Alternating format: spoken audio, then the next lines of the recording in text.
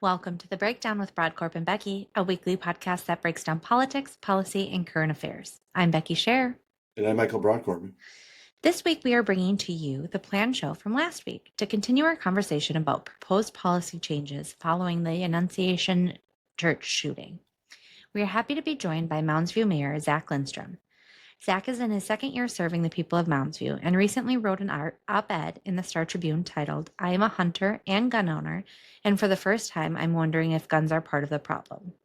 We will be breaking down the other side of the gun debate, talking about what changes are proposed and what the outlook is for anything to happen before next session. Then we will be getting into the big news of the week, Governor Tim Walz announcing he will be running for a third term. We will break down his launch, the messaging, the money of it all, and what we think next year will look like with Walz in the race. Thank you for joining us and enjoy the show. We are excited to welcome Mounds View Mayor Zach Lindstrom to the show for the first time. Thanks for being with us today, Mayor. Thank you. Thanks for having me. So you were elected in 2023, correct? I was. And so the main thing we're here to chat about is this recent op-ed that you had published in the Star Tribune titled, "I'm a hunter and gun owner, and for the first time, I'm wondering if guns are part of the problem." We've talked a lot about guns over the last couple of years on the show, but in particular, since the shooting at Annunciation Church just a couple of weeks ago. We had the Gun Owners Caucus, Brian Strasser, on. He's president of that organization, and we really try to have all sides of different policy positions and have good conversations to see all perspectives. And was really interested when we were reading through your op-ed here, talking about your experience growing up hunting and owning guns yourself, having a carry gun, and what the Constitution means to you, but just how things have changed, and in particular, being a parent. So start by walking us through why you decided to write this op-ed, why it was important for you as a gun owner, as a hunter, to have your words out there as somebody who is changing perspective when it comes to guns. Sure. Like anybody, I was having conversations with people, after Annunciation happened and after attending the vigil with my 8-year-old son, and I was describing the ways that kind of the emotions and the thoughts and everything that I'm going through, and the person I was talking to was like, "You really need to write an opinion piece because I'm not hearing this anywhere else." And this person, kind of travels in those spheres where these conversations happen, and so it kind of motivated me to sit down and put pen to paper and do the op-ed, because one of the things that a mass shooting occurs and we have the two competing arguments all the time. It's nothing but mental health and only mental health, and then it's ban guns, and there's no middle ground. And both things can be true at the same time. Maybe guns do need to be banned, and it's certainly a mental health problem.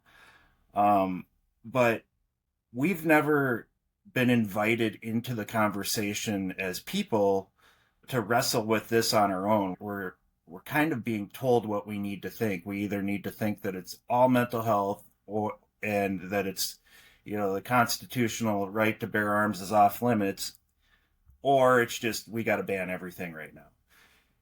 And so I started looking at this, and the way that I was wrestling with it is like, man, I attend this vigil with my son, and I wanted to bring him to experience this. This is, he's a young man that's growing up in the metro area, and, I'm involved in politics, and I wanted him to, we went to the Hortman vigil too. So I've been trying to expose my children to some of this stuff so they understand, bigger picture type of things. And so we're at this, and we're talking, my son and I, and he's like, "What happened this morning?" And I'm like, "Well, these kids, they got shot, and a couple of them are dead. And somebody came down here with a gun and shot him." And then he goes on and starts talking about the mass shooting drills they do in school, how they lock the door and they all huddle up behind the teacher's desk, and I had no idea. Like, I didn't know that this was common practice in school. And then he asked me, and he goes, did you ever do this? And I was like, no, I didn't. We had fire drills and tornado drills. And, as I've had this conversation now with more people, there's an older generation who did nuclear drills because they were worried about getting bombed by the Soviet Union, but they still remember that. And Mhm. um, for whatever reason, this conversation in this moment at this time, because I've always just been, it's a mental health problem. It's normal people don't go out and shoot up schools and churches and kill lots of people. They just don't do that. And I've always just left it there. But for whatever reason, this day, I've started to think about it a little differently. And what really caused me to think about it differently was not only the conversation with my son, but also the fact that the shooter did have 3 weapons on them. They had a pistol, they had a shotgun, and they had an AR. The pistol happened to jam. The shotgun got off 3 rounds, and the AR got off 116. And then I started thinking about it, and I'm like, my goodness, doesn't this day look a little different without an AR? Is there 18 less people injured and 2 less kids dead if this person doesn't have an AR? And time and time again, we see people that are going through some things with mental health issues continually going to the same tool because it's extremely effective at what it's used for, which is, in these cases, it's killing people.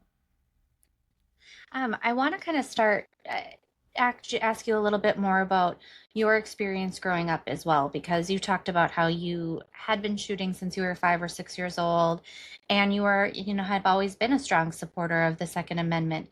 Prior to this kind of experience, being at this vigil with your son, talk to us a little bit about where your mindset stood when it came to guns and potential gun control. Yeah, so I mean, I grew up out in western Minnesota. I mean, the biggest building in my town's the grain elevator, right? And hunting and gun ownership is a rite of passage. Like I mean, yeah. So I think I shot my first deer when I was like 11, and I was duck hunting when I was like, I probably first time out in the blind was 6. Started shooting a BB gun at 5 or 6, and so it's always been. I know the Second Amendment isn't hunting, but my exposure to guns started at a very young age, and growing up in a really conservative area around conservative people, you just didn't. There was no appetite for any kind of restrictions for guns at all. And when I was young, I didn't know anything. I knew there was. I didn't know there was an assault weapons ban because they just didn't. They weren't around. I mean, I remember when I was 16, I had an SKS, and so I So had. guns have been a big part of your life. They have, yeah, yeah. They've been a very big part of my life, and like I Well, said, at any point in time prior to this night with that event, I've always been kind of like the Second Amendment is absolute. There is no need for this, that, or the other thing. Like, I have my right to defend myself, and whatever weapon I choose to do that is my business. I really resonated with this. I spoke a little bit last week's episode about how, as a new parent, I have a 3-year-old and a 4-month-old. How, when I come at this from a parent perspective, my constitutional conservative side seems to fall by the wayside, right? In my mind, it feels so muddled of do away with them all. My kids aren't, are at daycare and we have a secure daycare, and even trying, hearing the director talking about making that more secure. But when it comes to our children, it does force us to look at things differently. And you wrote in here that as I stood at the vigil with my son, I had to concede to myself for the first time in my life that maybe, just maybe, guns are part of the problem. Obviously, they are not the whole problem and not the core problem, but denying that they are part of the problem is just senseless and unreasonable. And I think it's such an important piece of the puzzle because, like you mentioned, we hear so much from the absolutes, from the must ban all guns, round them up, throw them in a safe, no more guns ever for anything. And then the other side who says, we, just aren't going to do that. It has to be all mental health, all school safety. And so coming from this from a middle ground is some kind of a unique perspective. That said, we are a partisan two-party system. As somebody who is an executive of your town, as somebody who is, working in politics, what is your take on the different proposals that we're seeing? You kind of talked a little bit about the guns specific, but what's your take on kind of how is there a potential that you think we could meet in the middle here?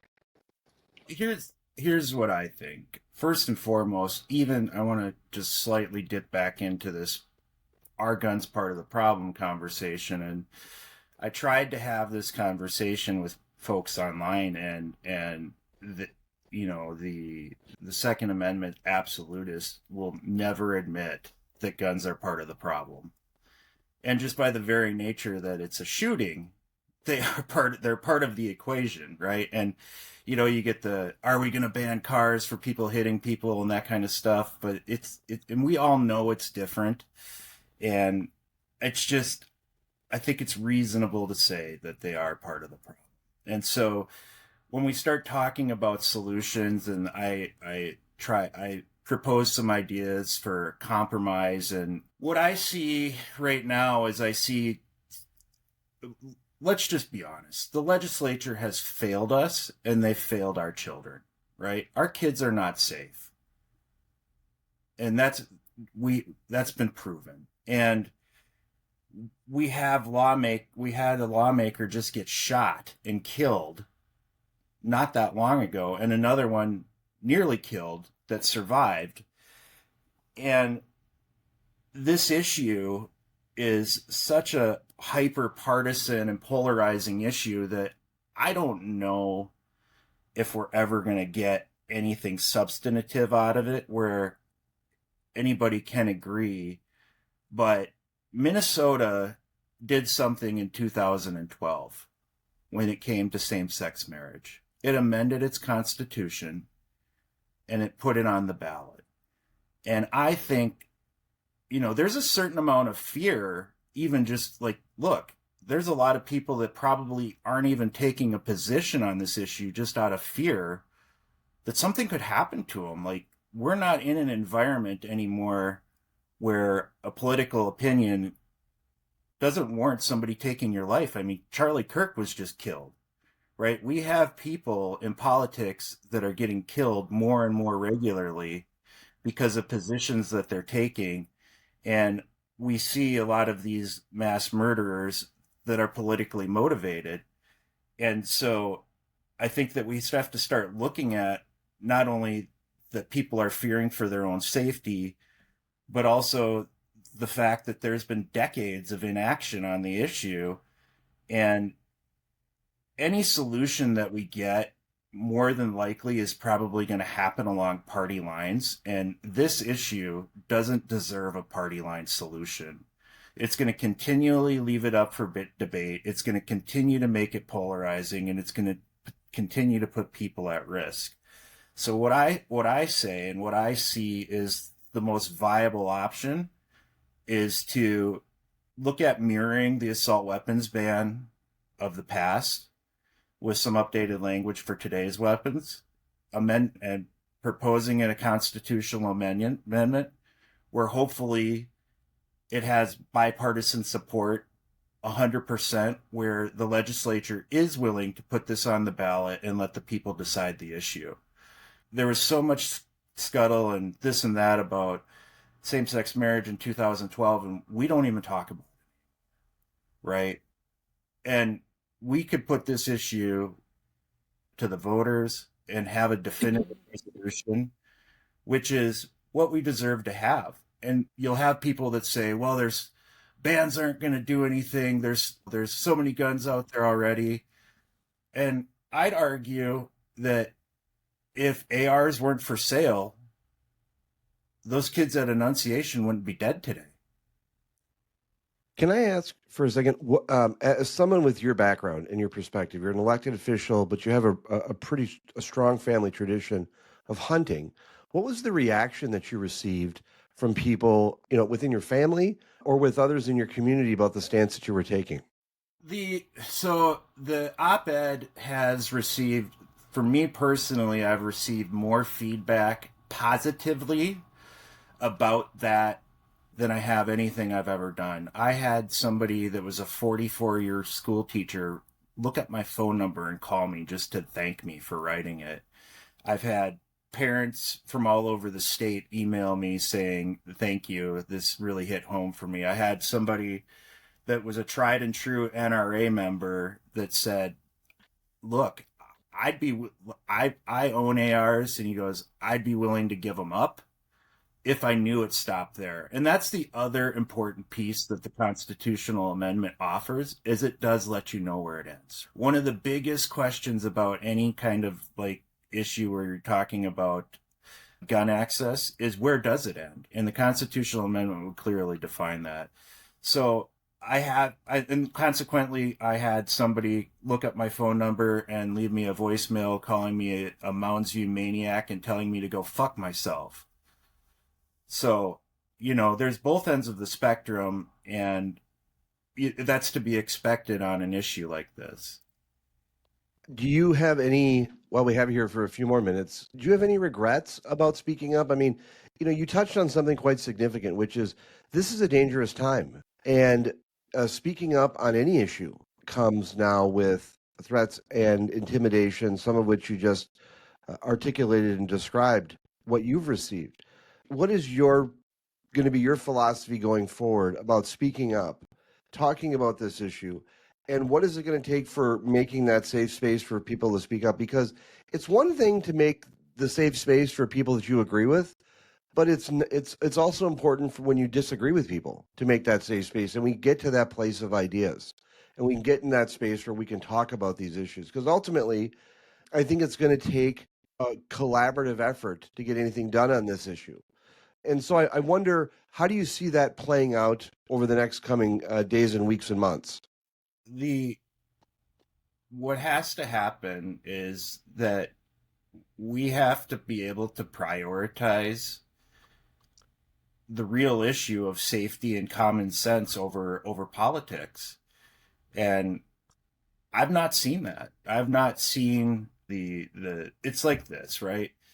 If you're a DFLer, you can't support, we're talking about current legislatures now, or current lawmakers. If you're on the DFL side, you can't support anything that the GOP puts forward. You're going to lose your career.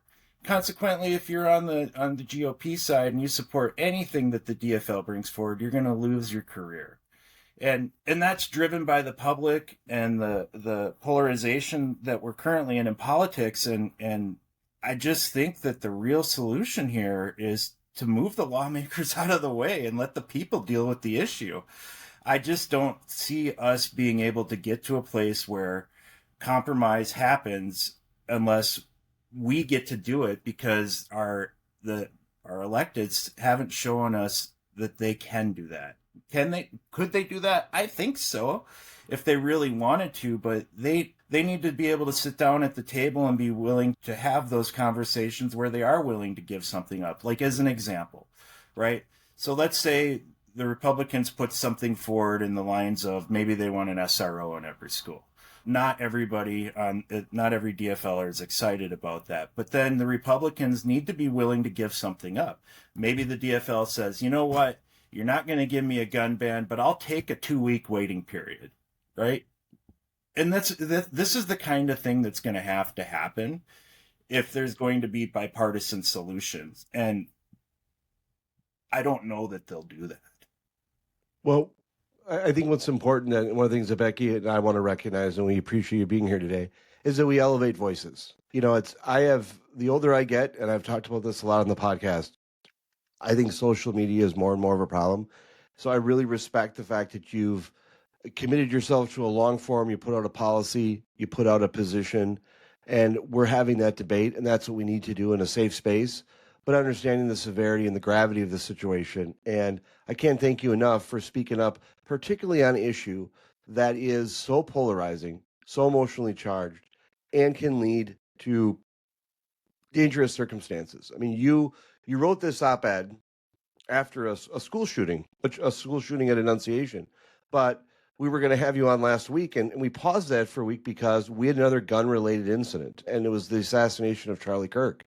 And so I want to applaud your bravery, your compassion, and your willingness to step into a space that is honestly dangerous right now for people to be in. And we want to acknowledge that and applaud you and let you know that we want to have you back as this issue develops. And we hope there's more discussions that we can have with you, sir. Well, I appreciate that. And I would just say that, I think that we follow each other online, and you've seen that I've committed to not demonizing people, right? Like, I'll take a stand on an issue and I'll call BS on something, and I'll, call something out for what it is, but I'm not going to sit there and run people into the ground. The vast majority of people, and it's such a tragedy that the first thing that we do when one of these events happen is we try to find the person's voter registration. So we're either like, what? We're safe on this one, or Yep. it was one of ours, and it's like that shouldn't matter, because it's a bad person doing a bad thing. The vast majority of people, regardless of how you vote, are good people.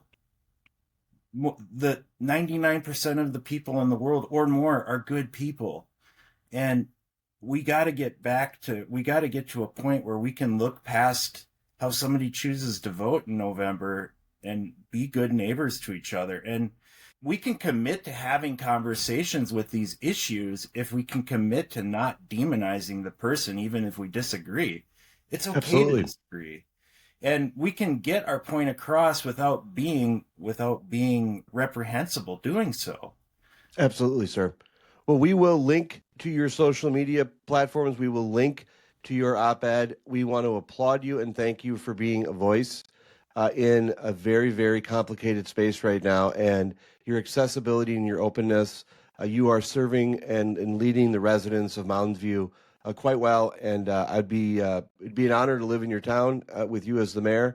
And I wish you nothing but safety and happiness for you and your family as you really continue, I think, to step outside and really dive into a zone that's not very comfortable. I just want to applaud you for that. All right, sir? Yeah, well, if you get out of Egan or if you get out of your towns, I should say, I have the open coffee commitment every Sunday morning at 8:30 for that people can come show up to. I actually had somebody from Minneapolis come this week, so That's you're great. welcome Love to it. come visit me and the residents of Mounds View any Sunday morning. Thank you Perfect. so much, Mayor. Thank All right. you. Bye. Bye. Becky, we just interviewed the mayor of Mounds View, Zach Lindstrom, to talk about an op-ed that he just wrote about gun policy. Your take on the interview?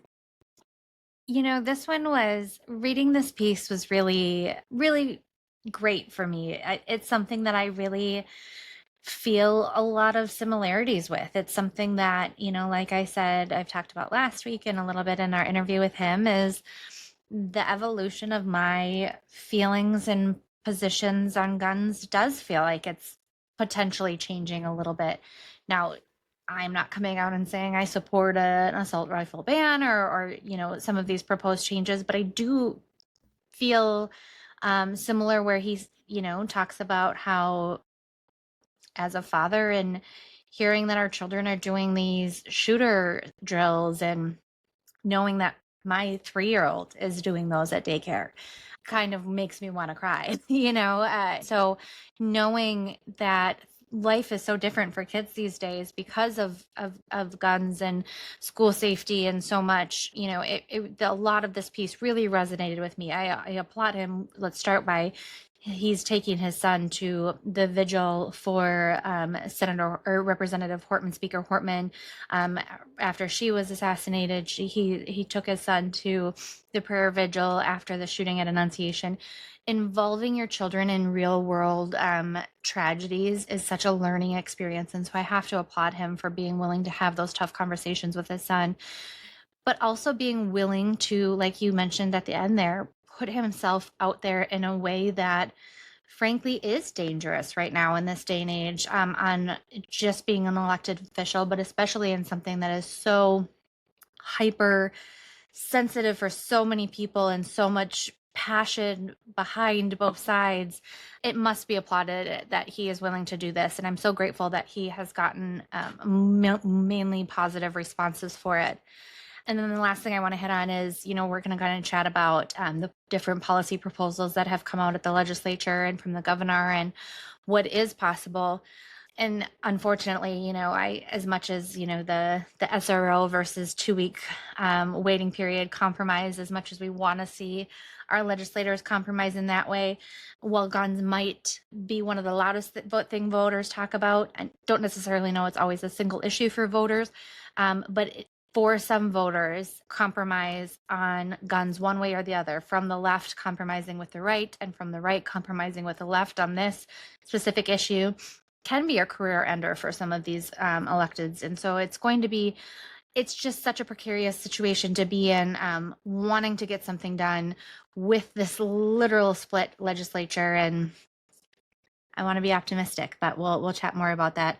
But I'm grateful that Lindstrom is willing to have the conversation and work with his constituents and just hear from folks across the state.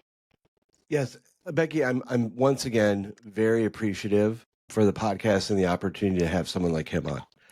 Let's be blunt and just raw. He articulated in very clear language what the response was, what his life experience is. That's common in Minnesota. It's common for people to have that kind of relationship with guns and hunting in this state.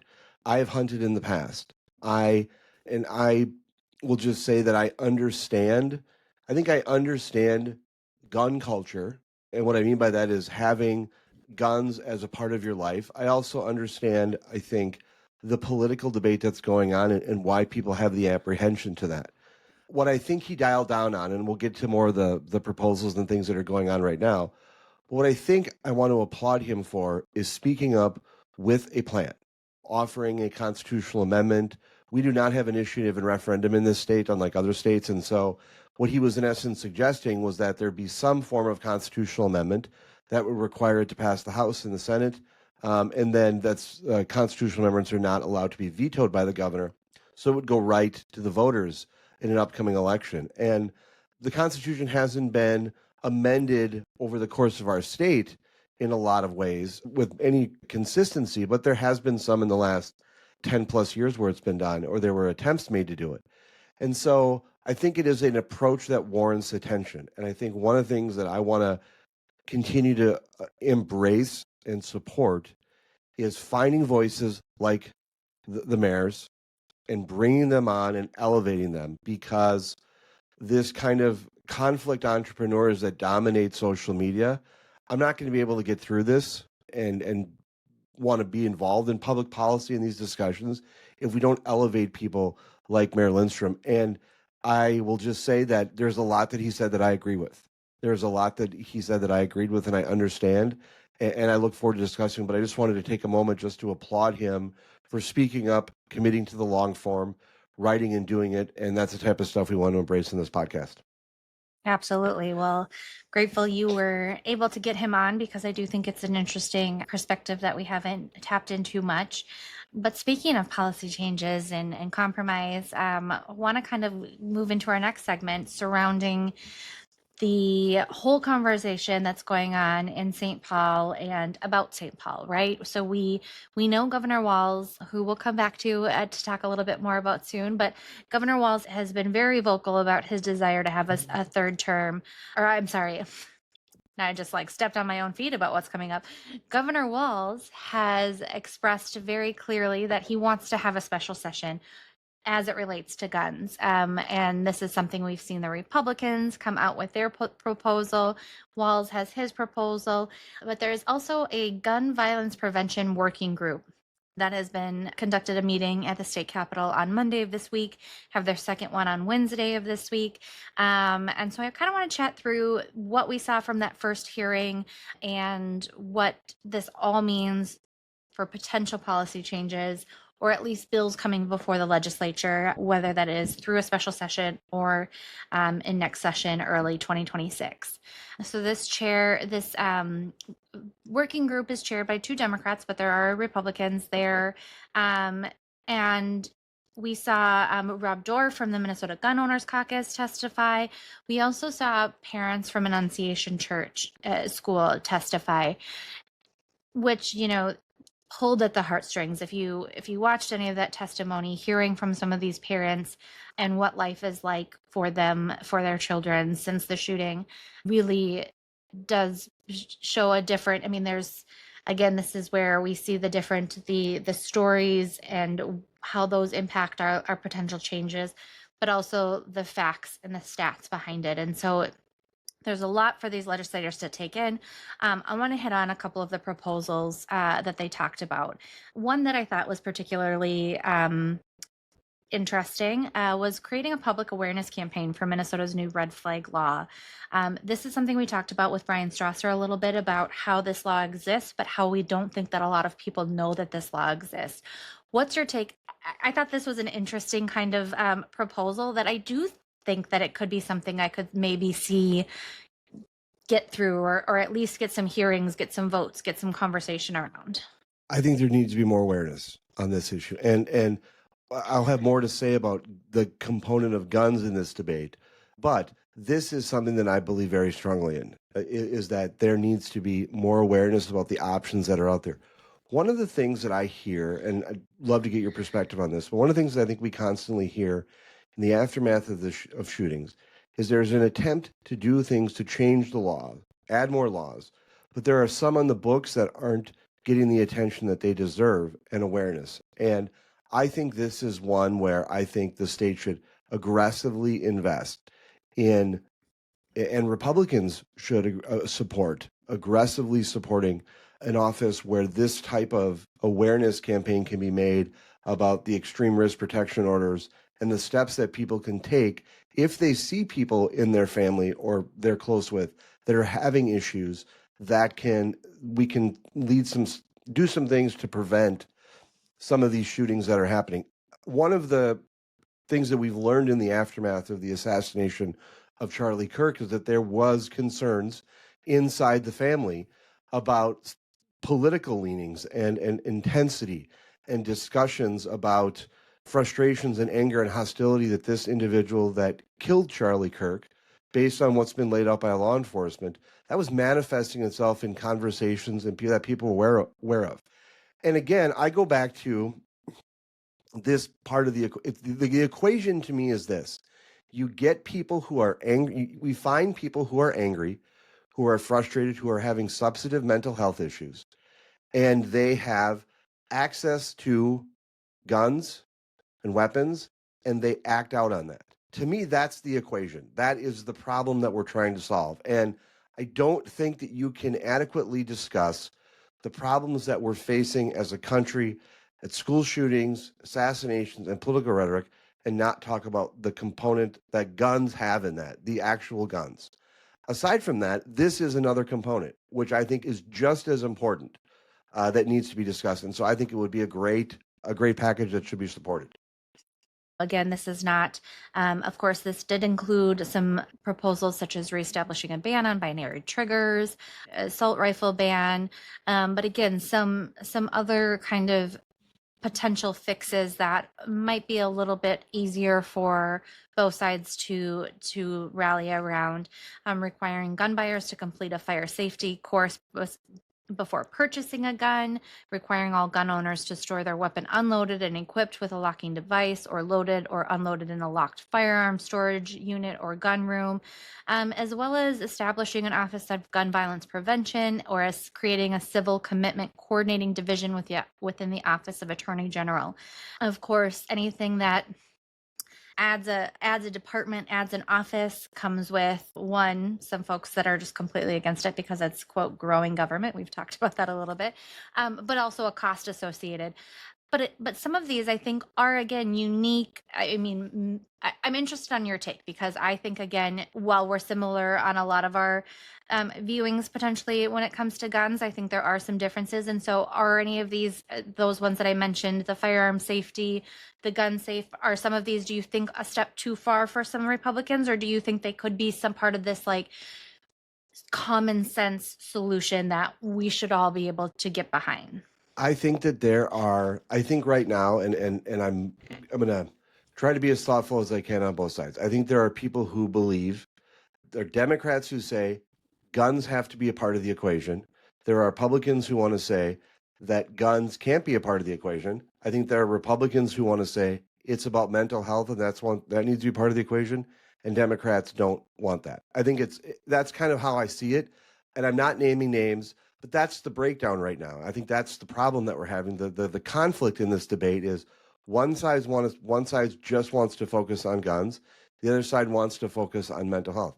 I approach this from the standpoint as someone who is a passionate, strong advocate for people having full access to all of the healthcare, mental health that they need to be successful. I think it is a crisis. It is something that I talk about when I go out and give speeches about the dangers of drinking and driving after I drove drunk in 2013. It's been a part of my volunteerism. It's how my wife and I have chosen to raise our kids in terms of elevating the discussions about mental health, making sure that they're okay, that we have these types of conversations and discussions, but also understanding about gun safety. Guns are a part of this component. I have a family member who's going through a firearm safety course right now for the upcoming hunting season. I have been very impressed by the program so far. There's some things that I would want to change that I think should be changed and offer some additional perspectives on stuff. But I have to tell you that I don't think that you can credibly discuss this problem without saying it is a gun and it is a mental health component. I just don't think that that's credible. I completely agree. It's hard for me to kind of look at this and even just take someone seriously who's not willing to at least acknowledge that they're both are an issue. Now, I completely support, that some people want to focus on one versus the other, but I think the acknowledgement of the cohesiveness of the problem we're looking at needs to be discussed. Like I said, there are Republicans and Democrats on this. I'm very interested to see these conversations move forward, but I think the big question that we all kind of have is what this looks like in potential special session versus if it's going to be held off until 2026. We saw the Republicans come out with their package focused on school safety and mental health. We saw Walz come out with his package focused on gun control in particular. But I do expect that this working group, I know they have a second hearing scheduled. I assume there is going to be some sort of package or proposal or something that comes out as actual movable bills. But with the breakdown being so close, literally tied in the House, virtually tied in the Senate, what's your perspective of, if you were a betting man, do you think we're going to get a special session? And if there is a special session, do you think any legislation would be passed? I don't know, which is a great answer. And here's my perspective. I don't see, and one of the things, as much as I don't like math to be a part of our podcast or political discussions, you and I both know the math. It's 67-67 in the House now, and in the Senate is nearly just as close. I think they have a one or two seat majority, and Democrats have a 1 or 2 seat majority in the Senate. So it's close. What that close math requires is there's not a lot of wiggle room, and there needs to be something that is done. It's going to need to be bipartisan in some way. And the truth of the matter is this is where I think people get frustrated. Where average Joes, and if you and I could be average Joes for a second, even though we're not, but we could be like, I think you and I would both like if something came out of this legislative session or special session related to guns that could start to address the problem. Because I have a feeling that a lot of parents and a lot of people, you don't have to be a parent to feel this way, understand that we have a Second Amendment that allows us a constitutional right to guns and the right to bear arms. And then we also have this troubling problem that we're having where we have that is, I think, colliding with a massive mental health problem and conflict entrepreneurs on social media who are festering people up to the point where the only outcome that they think that they can take is to shoot people. That's the only way that you can't negotiate. And sadly, I think that this is what what's going to have to happen on this is there's going to have to be some give and take on an issue that there's never any give and take on, Becky. I mean, I want to be an optimist and answer your question honestly, because you deserve, as you know, we co-host this together. You asked me a question, I should answer honestly. I would love to look back at you and say, Becky, I think something gets done. But the reality is I see this playing out exactly how it's played out so far. I had a great conversation with some family members about this, my kids, and they asked about what do they think is going to happen. And I said, the reality is until both sides acknowledge that they have to give on an issue that they don't want to give, I don't think anything is, I don't know if something's going to happen. Do I want it to be? Absolutely. I mean, Becky, my kids are going to be out of school soon, out of these schools. Your kids are going to be coming in. I wouldn't think about that. I think about the kids going into school and the environment and people and the transitions and life changes that we're all going through right now. And I want our kids to be safer. And I sincerely believe the only way to make our kids safer is if there is a discussion about guns and mental health and some other issues on the table. Until that happens, I don't know if this is going to get solved. I truly don't think it's going to get solved. And I'm not happy about that. I'm just trying to give you, as the co-host, the respect that you deserve in giving you not a bullshit answer, but a straight answer. That's what I honestly think. No, I appreciate it. And I think this working group does give me a little bit more faith. I think it's incredible that these men and women from both sides of the aisle have been having a productive conversation about some policies that, again, are not the ones that we typically think of. I think there's a lot of frustration, like you said, from average Joe citizens, average Jane citizens who are so up in arms of how can something not get done? How can we continue to have these horrific tragedies, including right here in our backyard, and still nothing gets done? Because you and I live and breathe politics and have for years. The politics of politics, I think, sometimes is so foreign to other folks, even well-informed folks who pay attention, that don't understand how the math works and how it just simply, these issues are so hard to even find those compromises on.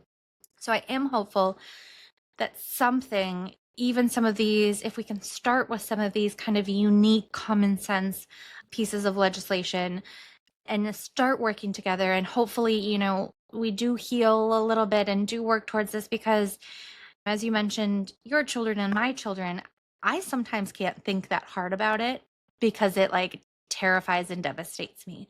To think my 3-year-old has to go through gun drills at school and lockdown drills is insane. And if I think about it too hard, I would just be a disaster. I mean, we're right now dealing with that he's scared of the dark. To think of the other things in this world that he can be scared of is just I seriously can't think about it too much. And which is also a problem, because it is life. It is something that we do need to think about. And so I don't know that I see a whole lot of, or have a whole lot of faith that there's going to be a special session in the coming months that something's going to happen. I do applaud these conversations. I do applaud that there's a working group that's having substantive conversations, bringing in testifiers, bringing in experts, and trying to buffer and find those lines that we can, cross to potentially get something done. So I'm hopeful. I want to be, I feel like I'm saying it all the time. I'm hopeful, but I'm not all that optimistic. But it will be something I think we'll continue to talk about as these hearings go on, as proposal packages potentially come out, and as we see what the next session's really going to look like. Absolutely. And let me just say something to you. I remember first learning about my kids having to go through school shootings, the scenarios, those type of things. And I was horrified. It is a subject I hate to discuss with my kids. I understand what they go through. I hate it. It makes me uncomfortable. It makes me uncomfortable. It's a subject that just makes me feel the fact that our kids have to go through school shootings scenarios, that they have to hear about school shootings, they have to go through how to respond to those and train, I think is the single greatest policy failure that this country has ever endured. The fact that our children have to do that. And we have a tolerance for it. And It's horrific. It's it's simply inhumane, and there'd be nothing. And what I hope to that our podcast can do is that we can, because I truly think that you and I are pretty much in the same spot about guns. I think that I don't want to make your position mine or vice versa, but I think you and I think if I were to articulate my position, I'd like to not have to worry about my kids going to school. That's kind of where we're at. That's kind of where I'm at. And I would like to not have to have the type of conversations that I've been having with my kids. And it's going to take a lot of people and our elected officials doing better. And I hope that they can appeal to their better angels and they can do better because something needs to change. And I I hope I haven't dampered. I feel like I did. I feel like I dampered in wanting to be honest and transparent with you about what I thought. I hope I didn't damper or poo-poo this great experiment we have in democracy that something could happen. I just don't have a lot of faith on this issue that something's going to change. I'm with you. I mean, again, I do want to move on, but I think it is so tough when we hear of so many groups who immediately shut down any compromise. If you take this vote, you're done for. No longer getting endorsed, no longer getting support, no longer conservative enough or liberal enough. I mean, and this is something we see from liberal groups of how they judge and the purity tests they have for their candidates who are not supportive of certain bans, and the same on the right. And so I think again, it comes to kind of, I think, us collectively as society understanding that, finding these common grounds, finding the things we can agree on. And maybe if we start there and we start to see some success from the compromise and cohesion and working together from the little things, I hope that it can continue that work across the aisle for this and all issues, right? I mean, I think that can continue on down the line. Yes, and the one thing I will say before we move on is I hope you and I think we done this, but let's repeat, standing invite to anyone on both sides of that issue. They have a platform for a discussion. Always have an invite on this podcast. Perfect. Want to move on, related, of course. Big news of the week. Governor Tim Walz has officially announced that he is indeed running for a third term. This is something that has been speculated for months.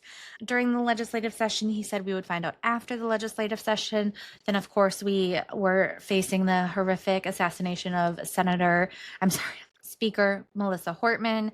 And it was just, we know that things have been in flux and pushed and pulled for the governor, for his team, for his office, for his priorities. And just an announcement kept kind of getting punted down the line. And so this week we got the official announcement. He is running for a third term. We have so much to chat about as it relates to Governor Walz, but interested in your first take, initial take of his launch, of the announcement. Were you surprised? Were you not surprised? Give it to us. If we go back and listen to, I think, our previous episodes, I've always said that I think Republicans should plan that he's running until he announces that he's not. And the farther this went on, I, made the point of saying that I think he was running. I am surprised, and we'll get into about the team that he has. We'll talk about some of that, but the announcement has been made. He's running, and there's a bit of history. We have not ever elected a governor to 3 terms as governor since we went to 4-year terms as governor, and so there would be a bit of history that he is trying to make here by being the first governor to run for 3 4-year terms, and so we'll see. It's going to be a vigorous debate. I hope the next election cycle, but yeah, he's in and he's running. We saw on Monday of this week, the governor tweeted, "The world feels crazy right now, but we won't lose hope. We will get through this together." It was kind of, I feel like, dangling the carrot out there a little bit. The expectation was that very soon the announcement would happen. Tuesday, we saw the official launch announcement of that third term. So he posted a video with the caption, "I'm running for re-election to continue serving as governor of Minnesota. We've made historic progress in our state, but we're not done yet. I'm staying in the fight and I need you with me." I want to walk through his announcement video a little bit, some of the policies that he hit on that I think seem to be what would be the mainstays of his third term of the campaign as we head towards a potential third term. While he kind of has shed the one Minnesota mantra that we've heard over the last few years and have heard a lot of ridicule towards over the last few years, he does start by saying, I've seen what we can do when we work together, and goes into a number of different policies that have been passed, some bipartisan, under his first 2 terms. He hits on passing paid family leave and child tax credit, cutting taxes for middle class, making large investment in public safety, raising graduation rates, working across party lines to balance the budget while protecting education, and the fact that Minnesota is named as one of the best states to raise a family and one of the best for business. Initial thought, oh, and then he talks about cracks down on fraud and protecting our tax dollars, and ends with, I'll never stop fighting. I'm going to hold it. Let's hold that last line because I want to come back and have a special conversation about that. Initial thought of what he highlights, what he gets into in that announcement video. I mean, it was a pro video, good visuals. You know, he's driving around the state in his fixed up vehicle, in his fixed up, what we would call now an SUV from I think the late 60s, 70s SUV. It's good visuals. I think I'm gonna just make sure to disclose to our listeners that I supported Walz when he ran for re-election in 2022, and I was the state co-chair of Republicans for Harris and Walz in this state when Walz ran for vice president. I think that the message was what we would expect, what he's going to run on. My interest and my focus this upcoming election cycle is going to be different, which we can talk about more. But I just wanted to make sure I disclosed that. But also, I think he's got a record and he's going to run in it. I think what's going to be important is for someone who wants to be a history maker, he's going to have to show that he still has that drive, that desire, that focus on Minnesota. And it's not just about what's been done in the past, but that there's room and margin for improvement. I think one of the historical challenges, and I can't speak to this from a campaign perspective that I know this to be a fact. But I think you and I could fairly say that this is probably something that we could agree on, which is one of the challenges as to why it's difficult to be elected to a third 4-year term is kind of a general malaise or just kind of apathy that people get. It's politics is so fickle, and people, we just have different responses. And so to get elected to a third 4-year term, he's going to have to make the case that the past 8 years things have improved and that the next 4 years can be better. And this election, without any hesitation, will be a referendum on Walz's record, because what he's asking for is something historic. He's asking to be elected to a third 4-year term. So as much as I think the Democrat, Walz's campaign and whoever the Republican is will bicker about what the issues are going to be, I honestly believe that this election cycle in 2026 will be a referendum on Walz's record. I completely agree. If I take off for a second here, my partisan Republican hat and watch this as, I'm a suburban mom, a taxpayer, it sounds a little moderate, right? We've seen a lot, especially in this last term, that I would say are not moderate. But when you talk through this and you hit on the economic issues, the cutting tax, now don't worry, I will put back on my Republican hat and counter a lot of these points. But watching this on its face, like you said, a very well done video. He emphasizes 2 different times every corner of the state, which I think is to kind of encapsulate that one Minnesota that, stepping outside of the metro area, that he has been and does represent all corners of the state. And, he hits on some of these things that I think we've talked a lot about that are important to a lot of voters. And again, especially when we're talking about who I will continue to say I think this cycle are going to be the decision makers again are the suburban moms and the folks in the suburbs here. We have the cutting taxes, we have investment in public safety, we have the investment in our education, all of these things that I think are not. I think it's bravo. It is something that if I was working on the campaign and looking at this and saying, how do we move from VP Walz, who was running on this, who is in his second term, really struck a maybe less than moderate tone at times, or in his, in some of the passing and some of the things he pushed. This does it. I think this is something for anybody who might not be familiar with Walz that is voting this time around. This is a great introduction of them. And yeah, I think it was a great start for him. Again, we're going to come back to some counters on this, but I do, while we stay on Walz here, and before we get to the Republican side, since the launch, the Walz team has announced that they have brought in $1 million in the first 24 hours, which is insane, is incredible. We've talked a little bit through what the money it's going to take for a successful Republican cycle. This is why it is so important, because it is going to be difficult to combat, especially with Walz being able to have such a larger donor base to pull from with his national presence in the last election cycle. Your take on the money. That's a big haul. That's a big haul. And we've discussed that at length, and I wrote about it on my Substack about how the money, that's a lot of money. And so Republicans need, in order to make this race competitive, they're going to have to raise money. And that's the pace in which they need to do it. I don't want to get too deep into the LG candidates because I think we're going to have a lot more conversation as we move forward there. But it should be noted that current Lieutenant Governor Peggy Flanagan is running for the U.S. Senate, so she will not be on the Walz ticket going forward. The Star Tribune came out with a couple of names. Melissa Lopez Franzen, who we discussed previously, was potentially running for U.S. Senate, is not. Brooklyn Park Mayor, St. Paul Mayor, Melvin Carter, Hennepin County Sheriff. A couple different names have been thrown around right now.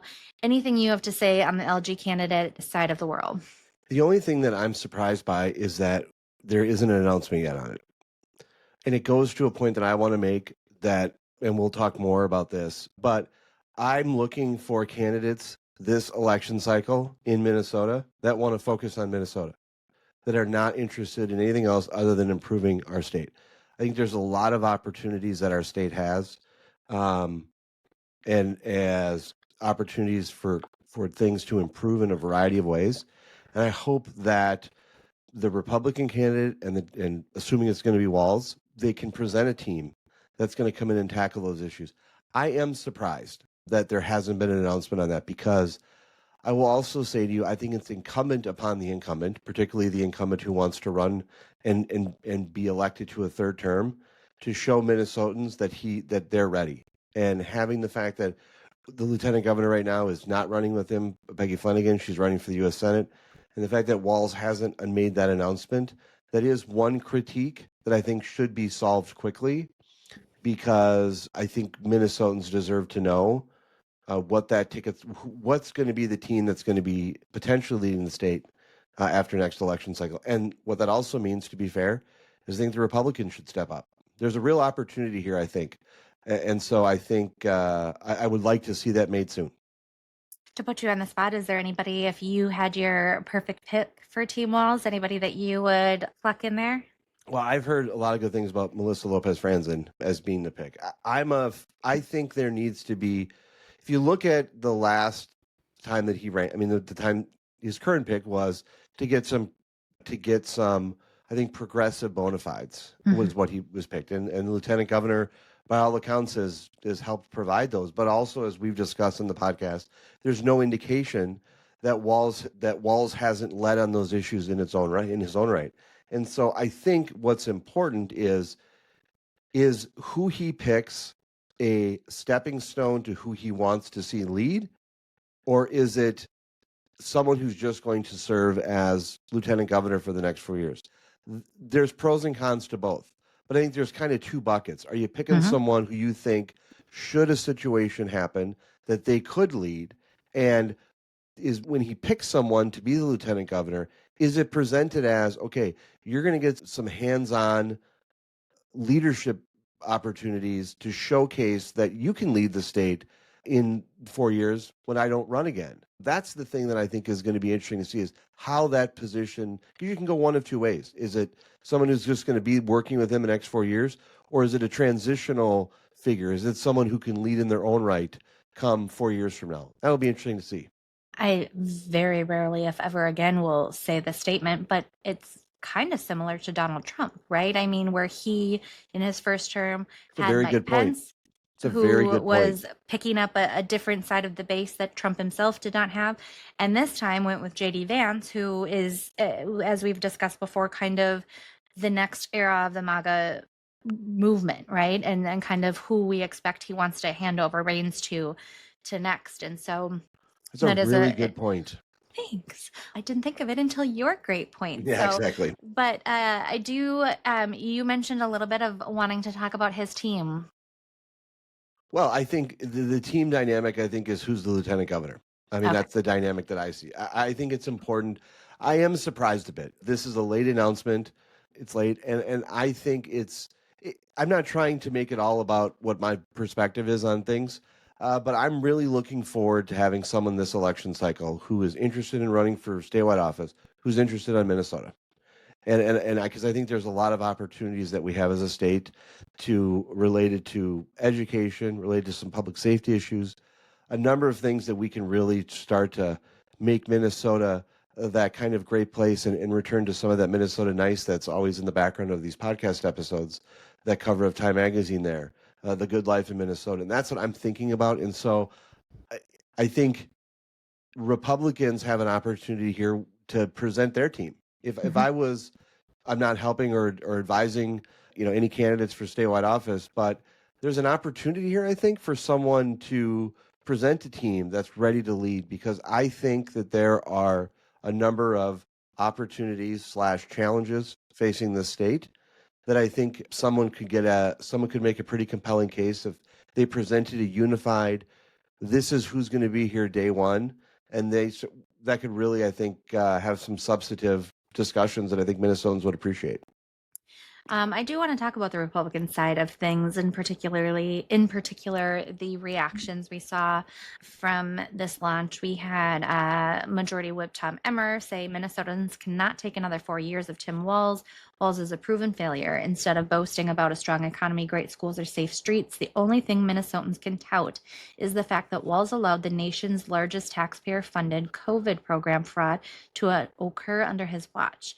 To protect our children's future, our safety, and our way of life, we need to vote Walz out next November. Congresswoman Fishbach says how fitting the Walz's One Minnesota theme is gone. Greater Minnesota has known it for over 7 years. Insanity is doing the same thing and expecting different results. We need a Republican governor in 2026. And then I want to tout our friend John Rouleau's group, Minnesota Jobs Coalition. They wrote, Tim Walz wrecked our state's economy, put illegals in front of hardworking taxpayers, trying to make Minnesota a sanctuary state, greatly weakened our public safety, chased businesses and families out of the state for good, and embraced a radical and woke agenda. And then they launched a new website, walzesrecord.com, which we can kind of chat through if we want to. Go right ahead. All right. So, as putting my Republican partisan hat back on, I did kind of chuckle at the same, watching it from two lenses. I applauded it from one way because making those arguments is obviously a great thing to point out to Minnesota voters. As my former Republican communications, through that lens, I want a lot of these cutting taxes for middle class. I mean, we watched as he led the charge to, excuse my language, piss away an $18 billion surplus, raise taxes by $10 billion. Now, I'm not saying that all the costs that middle class are facing are the state of Minnesota and its governors. And, there's obviously the federal component. But I, for one, you, for one, all of us are paying more, are seeing more coming out of our paycheck, are seeing more that we're spending on taxes, at the gas pump, on our food, all across the aisle. And so it's just again, I think kind of goes to what we were talking about with Praya and with John and Senator Benson ahead of the last election is it's one thing to say it, but if people don't feel it, does that make it true? And so I will be very interested to see how some of these different things are actually received by Minnesota voters. Again, he hits on public safety. We hit on that a lot ahead of the last election. Telling people that they're safe and that there's been an investment. We'll see if the facts and the stats back that up. But I think there is still a lot of thought that we are not safer than we were 3 years, 4 years, 7 years ago.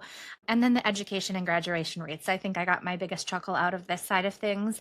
We are seeing the rates of reading and math of Minnesota students continue to decline. This is something, again, shout out to walzrecord.com, but they point out under the education, they break it down by different policies, but they say that Minnesotans, actually, we rank behind Arkansas and Mississippi when it comes to reading and math levels or performance for grade levels. And so I think there's a lot left to be desired here. It's one thing to invest in these areas, but if the proof is not in the pudding, if we are not seeing the results of this, it's just hard to really take it at its face. And so I am hopeful that Republican groups like the Jobs Coalition, like the state party, like the House and Senate caucus, like our candidates out there, really start to hammer home, talk about how much these things cost, the incredible impact on our budget and what we are seeing financially and economically. It's going to be a long year, and what are we, a year and 2 months away from the election here, which is going to go by so fast. So we need to start picking that apart. We, as in Republicans, but Republican groups, Republican candidates, Republican officials need to continue to hammer home on the actual facts of what we see, what we perceive, and what voters should take home and consider leading up to the election. Because great, warm and fuzzy video, but I call BS on a lot of it. That's fair. That's fair analysis. I think one of the things that I would say is if there is such a market for knocking walls off, that should be reflected in strong fundraising numbers, strong organizations, strong campaigns that are built. What's going to make this race competitive is if a Republican candidate can raise money and compete at the level which they need in order to present their message and present that contrast. And I think particularly in 2022, I don't think any of the statewide candidates for governor were pushing, I think, enough on that issue. And so we'll see what happens. But I think Walz and the Democrats, I think, are organized and united. And the question is, will the Republican process produce the type of candidate that will offer Minnesotans a responsible contrast? And that remains to be seen. Couple more comments I have before we move on is just in his video, he also mentions cracking down on fraud and protecting our tax dollars. This is something we have seen. Republican Kristen Robbins is in the race. We talked about her impressive fundraising, $500,000 in the first 2 weeks. And somebody that I think, we've talked to her about fraud. I think the countering on this specific issue is going to be huge for Republicans. And I think we're going to see that a lot from Kristen Robbins and the House caucus in particular. And we saw some of that coming out today. Don't want to get into it about, but a fraud hearing that was kind of derailed a little bit. Maybe we can chat about that on our next episode. Absolutely. But then lastly, the one thing I want to chat about is kind of what you mentioned before I get into the last thing, is that kind of walks into the apathy that you talked about too, is if we can see that there is not an appetite, and if we see that there are some of those failures of the oversight and of the oversight and integrity when it comes to the fraud and tax dollars, I do think that could be, aside from policies that he has passed, a huge impact on the race. Last thing I want to hit on, I'm sorry, I keep stepping on you. No, that's quite right. Go right ahead. Is just he ended his video with, "I'll never stop fighting to protect us from the chaos, corruption, and cruelty coming out of Washington." Obviously a zing to President Trump. Your take on that inclusion, and is that a message that you think resonates further than just typical Walz voters? I think everyone has a responsibility to tone the shit down. I think, and everyone does. And there's not, Republicans and Democrats both have a responsibility to tone down some of the rhetoric and not demonizing our opponents. I don't think either political party is without sin in this matter. And so I hope that I'm looking forward to a vigorous policy debate. I think Minnesota deserves it, a substantive policy debate. I'm not interested in the demonization of either side, and I hope that Minnesota gets the campaign that we desperately deserve. And that's part of the reason why I talk about the numbers, is because I think if we get a good campaign that can talk about issues and is well-funded, we can have that policy debate. Minnesota could benefit from two well-funded campaign organizations that are having a real give and take about where this state could go. I think waste, fraud, and abuse, is to touch on that for a second, is a real Achilles heel right now for Democrats. And I think it's an issue that I think it's a 90-10 issue. The only 10 side is the people that haven't been held responsible and those that want to continue to do it. And so I know we've had good discussions with Democrats and Republicans on it.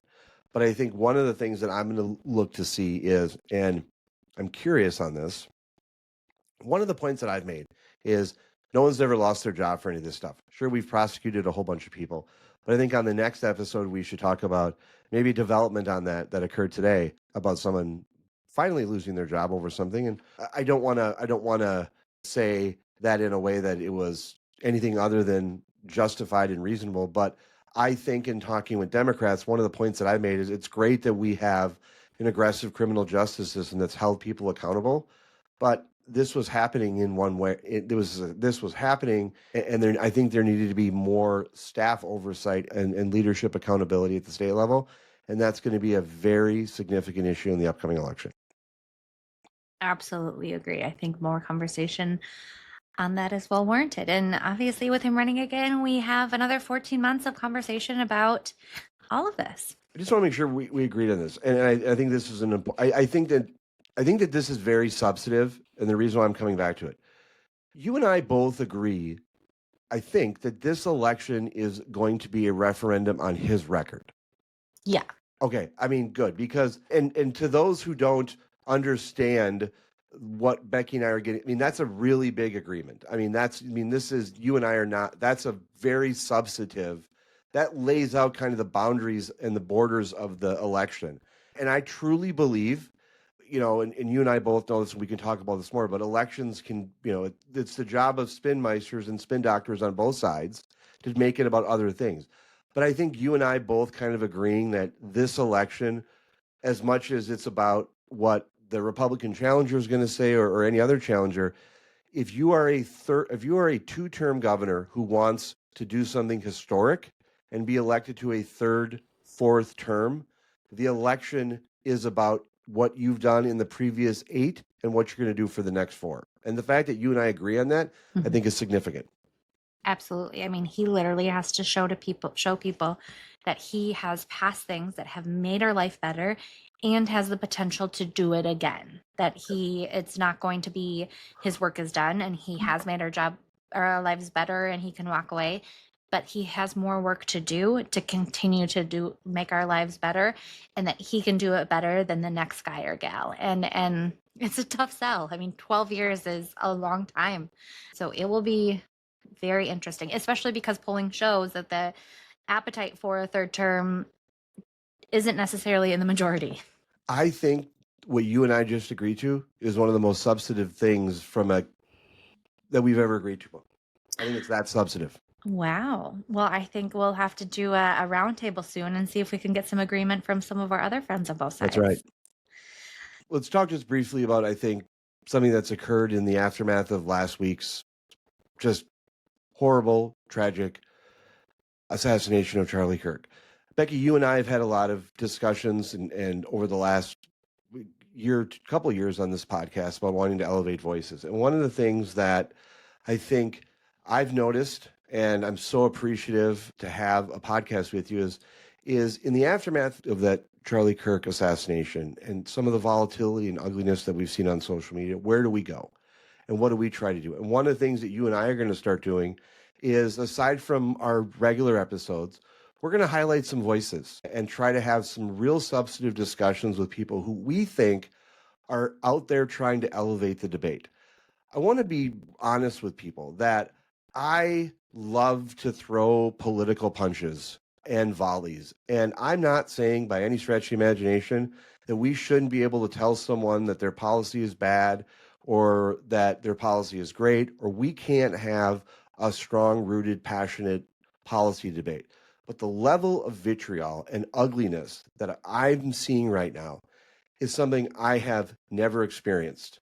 And I have never been more concerned about what I'm putting out into the ether.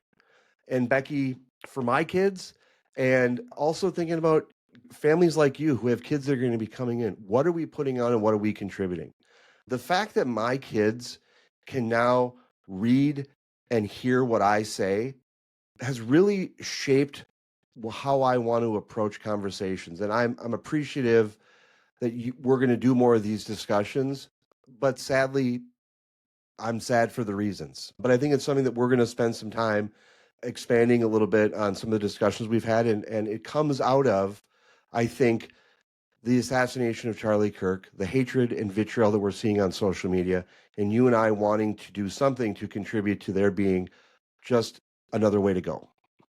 I completely agree. I appreciate you leading the charge on this. I think it is a good place. It seems like an easy conversation for us to kind of segue into. I think that we share sentiments of what we've done in the political sphere and in previous jobs, and how we want to make changes in our own language and how we conduct ourselves, but also, like you mentioned, lifting up the voices of others. And I think there, especially in a time when there's so much bad out there and there's so much negativity that we're seeing, it helps me kind of wrap my head around this whole crazy wild world to see and talk to folks that are trying to do better and hold people, especially within their own party, accountable, and make sure that we can all kind of collectively do this and do better. And so excited for some of the conversations we have, and a great idea by you to continue to lift them up, and be part of this podcast.